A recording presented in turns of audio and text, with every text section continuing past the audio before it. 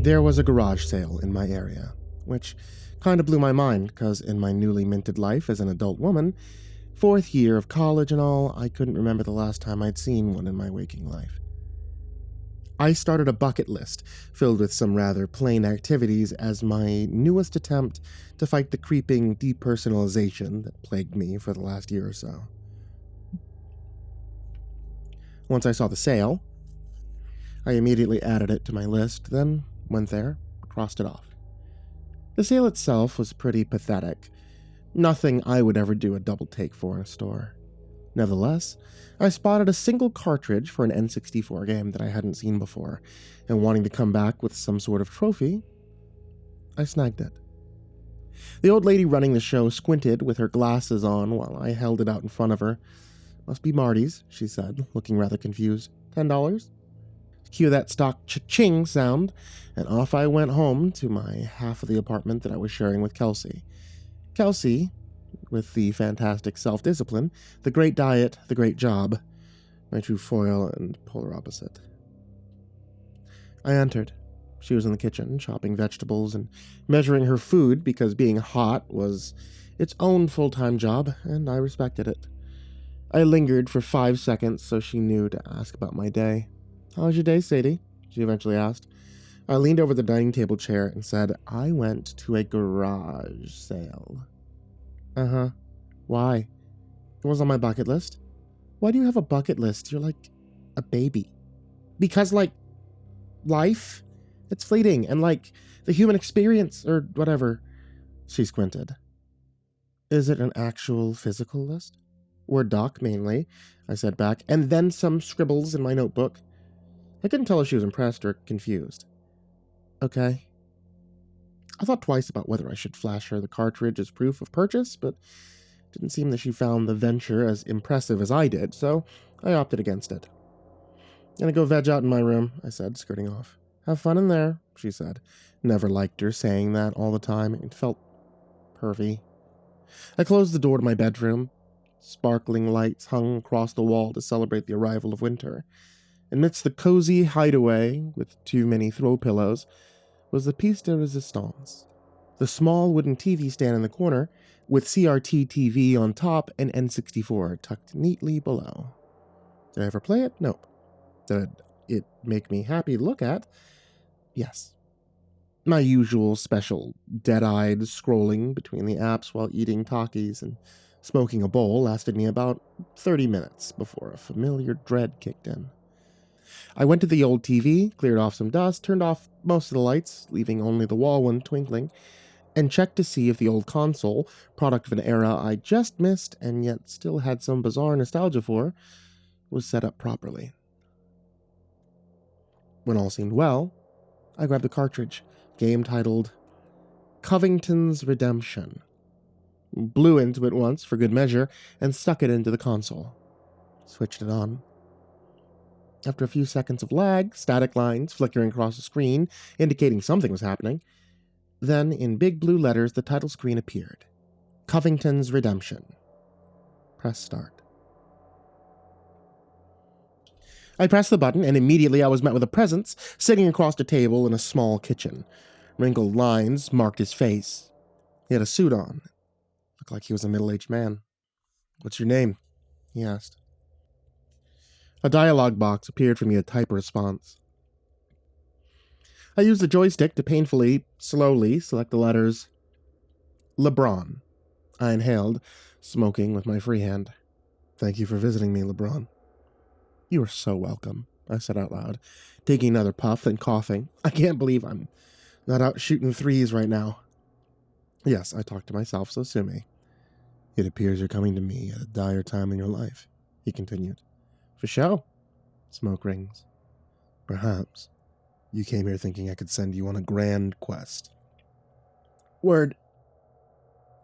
"The truth is, I'm not who you think I am." He stood up from his table. "I'm not your quest giver.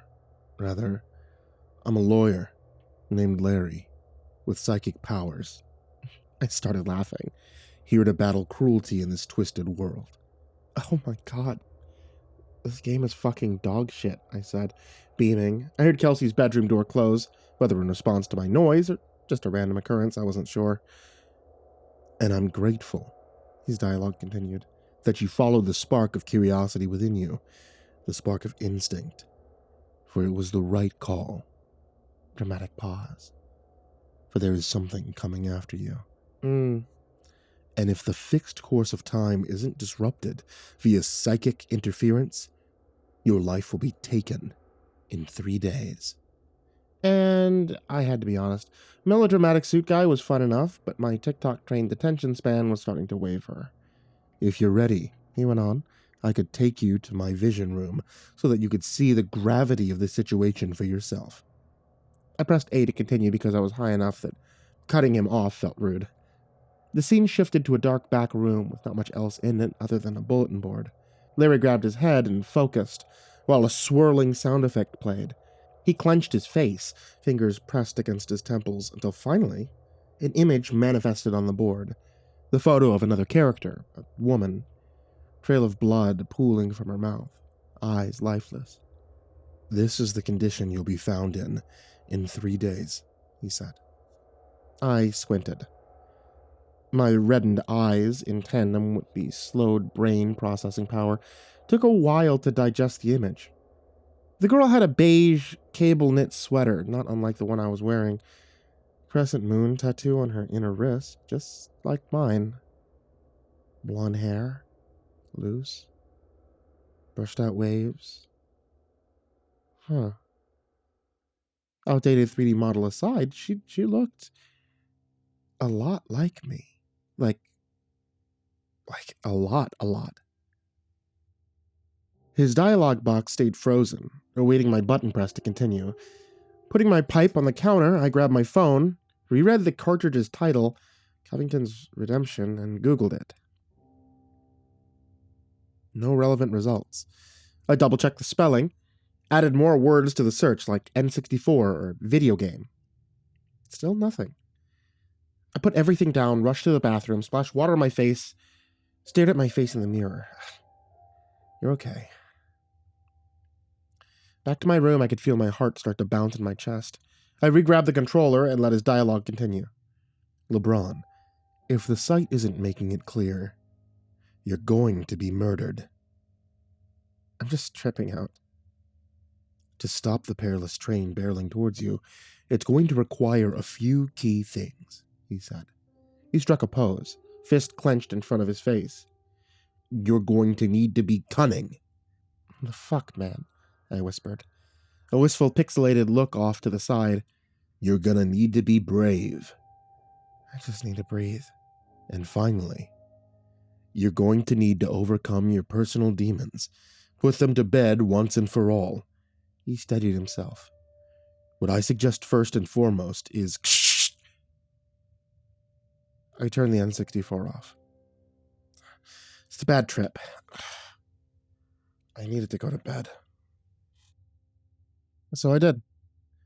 Rallying together as many excuses in my head as needed for why this all just had a logical explanation and why I needed to call it a night early, amidst bouts of tossing and turning and sobriety creeping back in, I snuck in what felt like a fever dream of a nap.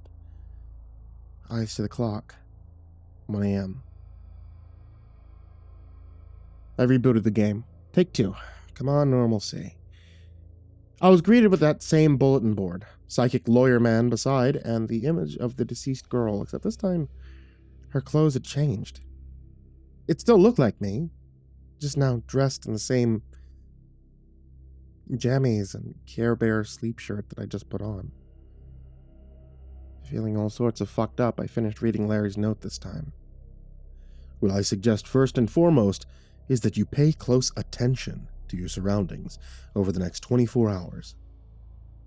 Then he rested his head in his hands. I grow weary. I tried to get anything more out of him, but he just kept repeating, I grow weary, after that. Struggling to place if there was anything else immediate to do, and with exhaustion already swallowing me, I just turned the system off again and tried to dream away the cosmic dread.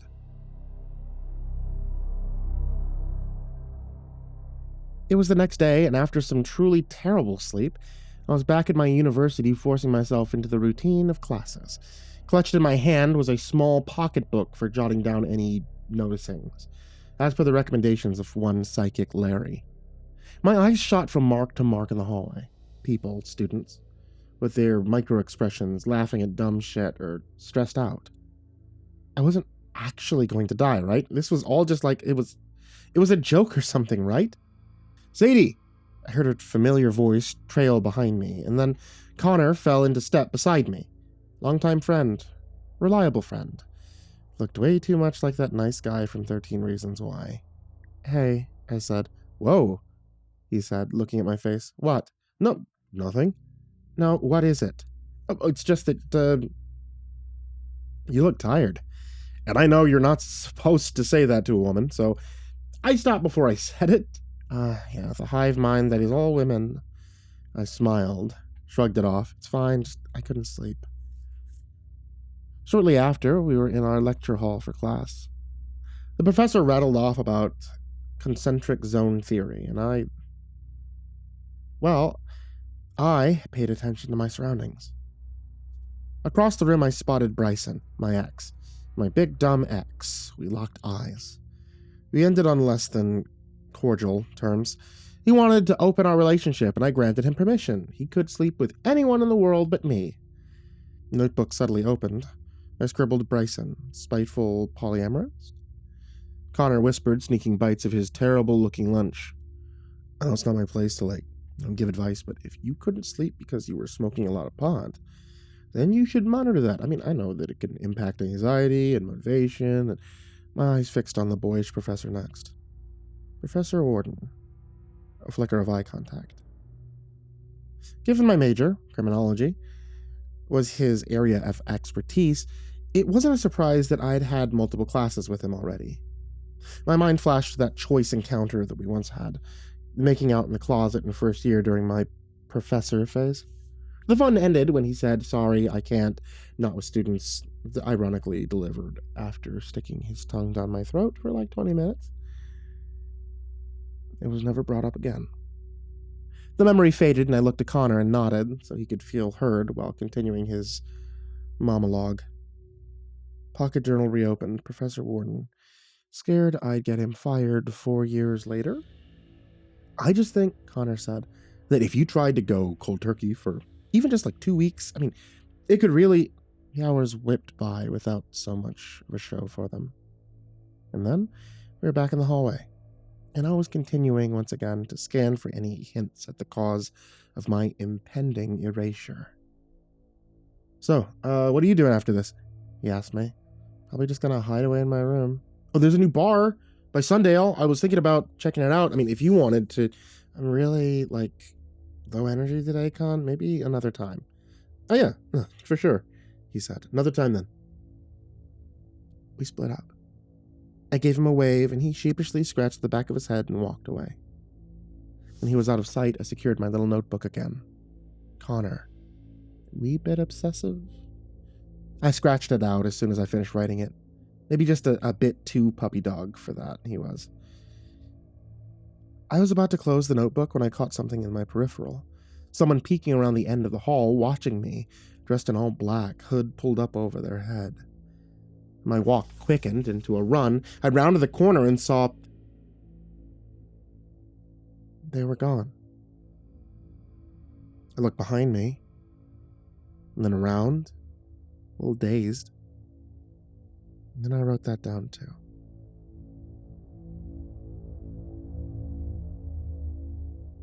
I arrived back at the apartment marred with sleeplessness. Kelsey was in the kitchen, meal prep, always, slicing and dicing so elegantly, too elegantly. Hey, I said. Hey, how was classes? I stared. Swish, swish, swish at the cucumber on the cutting board. You're really good at that. Good at what? Cutting with that knife?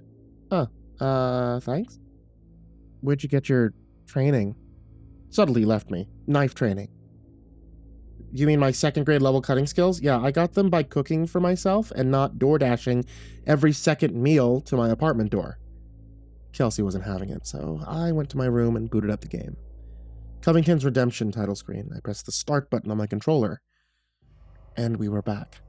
Psychic lawyer at Larry was at the kitchen table, head in his hands. He looked like he'd been struggling. "Sustenance," he said, "in the form of crunchy bread with peanut butter spread atop. I need it if I'm going to continue with my visions." Was this motherfucker about to send me on a fetch quest? "LeBron, please," he continued. "Exit my quarters. I believe there's a store on this street that sells what I need to keep going." Ugh. I was finally able to control my character. I went up to Larry to see if he had any more dialogue. I received a paltry ... in response. I maneuvered out of Larry's place, down the steps, and onto a city street. I shifted down the block, spotted storefronts without clear entries. Ding. My phone IRL. I checked it. Connor again. Text popping up on screen. Hey, sorry if I came on too strong about the pot smoking thing. Back to the TV. Bizarre-looking strangers walked by. The sounds of my shuffling over gravel, until finally I spotted a store that I could actually enter. Carver's Diner. Before I made my way inside, I spotted something interesting in the corner of my eye. Someone peeked out from behind an alley about a block down. A character dressed in dark layers, black ski mask on. What the fuck? I shifted focus, directing myself to the alley to find, just like in real life, there was no one around the corner.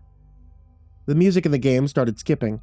The ambient outdoor sounds paired with something new, and off-key choral rise, ghost-like voices coalescing into an uncomfortable hum. I stepped down the alley, the hem growing louder, my hair standing on end. I didn't like this fucking game. And as I did step, I clocked a small square panel in the wall. I removed it, ducked down, and crawled inside. I inched through the passageway, slow movements in the crawl space leading to an eventual resolve. A room. Lanterns piercing the dark. I spotted a chessboard on the ground. All the little pieces caught fire, all except for one. There was a statue of a winged crown-bearing figure. Hollow eyes with a serpent coiled around one arm, and a staff gripped in the other. I looked over to spot me. The same me that I'd seen on Larry's bulletin board as an image, but now fully formed, strung up against the wall, bound lifeless, with bloody tears shedding. As I tried to keep a grip on my own sanity, I spotted the words, "Not yet," appearing from a text box that I think came from the statued figure before the screen exploded into static, white noise, distortion, and then cut to black altogether, with a single new dialogue box appearing. Anniversary. And then I was right back in front of Carver's Diner again. This time, traumatized as all hell, I simply went into the store while scribbling horrifying, demonic shit into my pocketbook.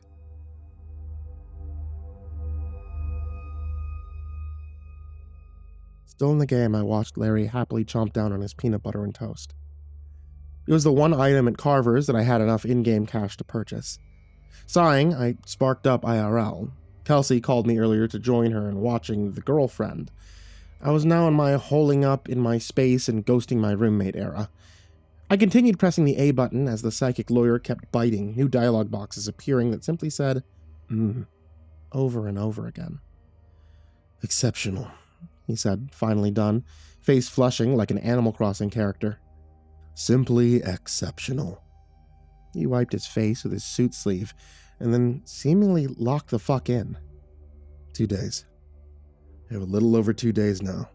"I'm aware," I said aloud. "You did what I told you, didn't you?" he said. "You've paid attention?" "Yeah, fuck, Jesus." "What I find very important," he continued, "in pursuing justice is understanding motives, not getting thrown off by distractions or red herrings." Kelsey opened the door, completely ignoring our please knock policy. She flopped onto my bed. "You're being antisocial as fuck," she said. Larry's dialogue continued on. I tried to pause it, but none of the buttons worked. Privacy, please. I'm just feeling a little low-key today, I said. You're squandering your potential, Missy. She scrolled on her phone. I would do so much with my life if I had rich parents. Amidst the distraction, my eyes only briefly caught some of Larry's words. Re-examining. Digging deeper. You're playing old video games? Kelsey asked, intrigued. Is this Mario Kart? Does this look like Mario Kart? Larry, meanwhile, energized, brought it back to a secret room with a bulletin board again. Let's start with another one of my visions. Face drawn tight, fingers pressed to his temples again. Having Kelsey there felt akin to when your parents walk in during a movie sex scene. An image appeared on the board, an animated close-up of a mouth opening, a forkful of lettuce being lifted to its teeth. The animation continued looping. I can now see the mouth of your killer, he said proudly. The fuck am I supposed to do with this? Oh, murder mystery game, said Kelsey, plopping down to the ground beside me. Yeah, it's super fun, I said, beyond depressed. So obviously killer likes salad, said Kelsey. I mean, yeah, but like, so what? We call that a hint, Sadie. Write it down. I sighed, slowly grabbing my pocketbook, flipping it to an empty page and scribbling into it with a pen. She ruffled my hair annoyingly and bounded off. God, what the fuck, dude? I said. Go outside, she called back. Touch grass. Use your trust fund baby privilege for good. Go easy on the ganja. I got up and shut the door. Back to Larry. So, he continued. Tell me, LeBron, does this mouth ring a bell for you? No. Tell me more about today, he said. And then, it just lingered on him. He stared at me, no input screen to painfully slowly type an answer into. Realizing we were far beyond reason now, I decided to talk directly to the TV. I mean, nothing crazy at first. Earlier today, the weirdest thing, some dude, watching me from the hallway. That said, I mean, in the game, he squinted. Never mind the insanity that the words I was speaking seemed to be translating. His expression at the game was worrisome. I rephrased. I mean, near your place, there was an alleyway and another creepy guy there was more... Anyway, then I saw some satanic shit. I don't know. The journey grows dangerous, he said. Yeah, no shit, man. He spent some time, fingers pressed to his lips, thinking. Should I leave? Or he finally landed on something. Go somewhere. Have a drink. Okay, I said. Near your place? I corrected again. Or in my area. In your area. God damn it. I grabbed my phone, text from Mom. Come home for dinner this week. It was one of a string of messages from her I hadn't responded to yet. Needed to get to that too. I texted Connor. Received a response back in 0.2 seconds. Then I headed out, striding past Kelsey, who was splayed out in the living room sofa watching TV. Where are you going? To touch grass. As I left, I fought the urge to scribble her name into my notebook. Salad is pretty universal, right?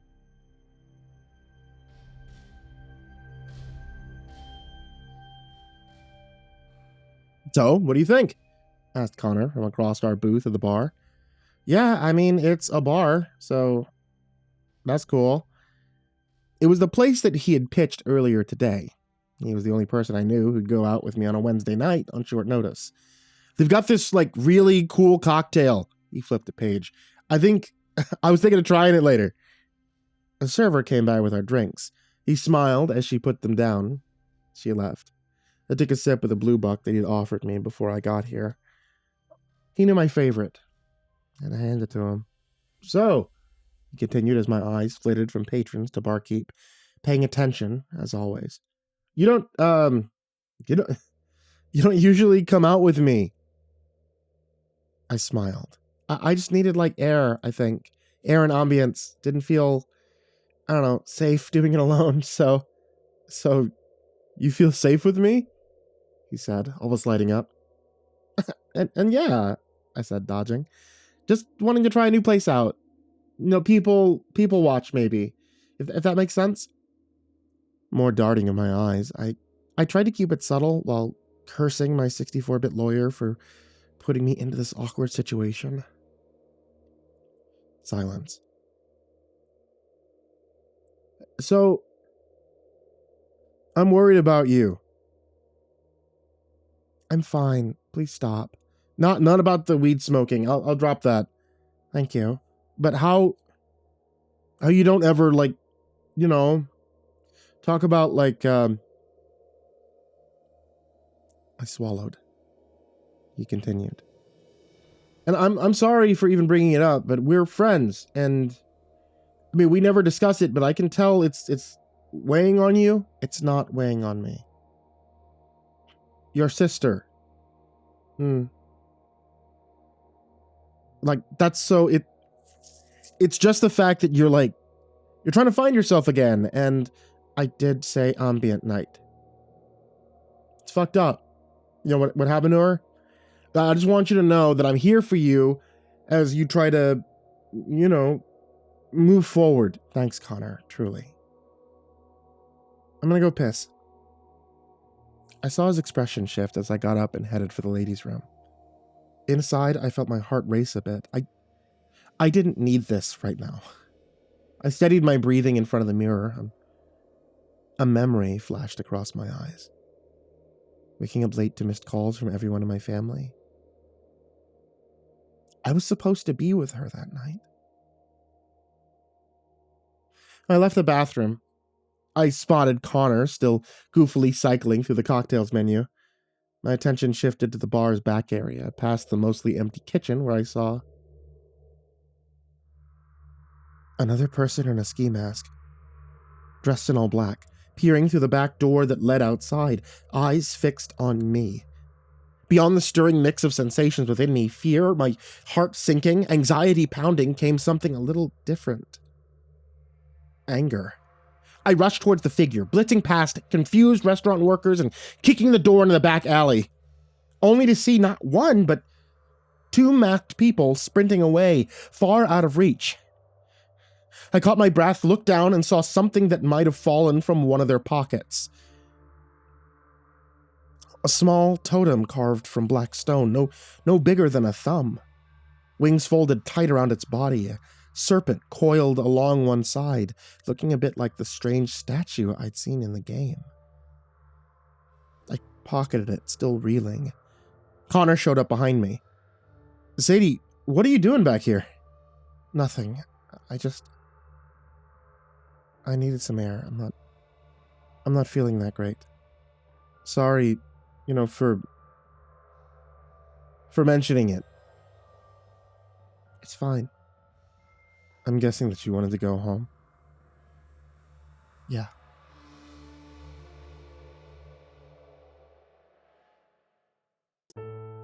Hey there kids, it's me, MrCreepyPasta. I just want to say thank you guys for watching tonight's video, listening to tonight's episode of the podcast. Also, I want to give a huge thank you to everybody on this list of Patreons. If you'd like to join this list of names that I frequently mispronounce, you can check the description in the link down below, which I really appreciate because this helps me, one, keep the lights on, and two, helps me pay authors for the stories that you hear on this channel. Also, I want to give a huge thank you to everybody on this list of Patreons. Some of these amazing folks are Diana Kraus, AcidSystem, Blake Rattler, Brandon Mendoza, Brenna Caltuna, ChicagoHitman, CoryxKenshin, CrusaderChocobo, Dakota Best, Daniel Poulsen, Dante Kinkade, Enchanted Buns, Estebean, HIDive's nephew, himbojerry, Our Minute Seconds Time, Ingegerd Solstrom, Jay Kearns, Jadis Pet, McMog, Mr. Marcus Blitz, Psychomel, Plant Piz, Red Shadow Cat, Remember the Sun, Salty Surprise, Samara Lynn, Seclude, Simba's Bloody Mojo, Sky Harbor, Smiley the Psychotic, Sully Man, Tully Sue, Team Leo 76, The Demented Voice in Your Head, The Chavez Brothers, The Ginger Bros, Tommy Walters, Viceroy Scorn, William Wellington, Your Bro Keegan, Zabub, and Shadow Gardens. A huge thank you to you guys, everybody who shows up in the description down below, and honestly, anybody who can pledge even just like $1 a month.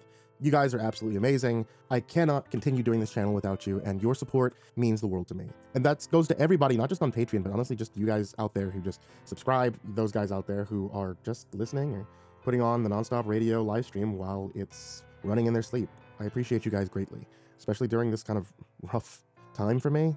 having you guys around, and I mean this wholeheartedly, it is incredible. So, hey, thank you. Thank you for being here. Thanks for being a part of this. And as always, folks, sweet dreams.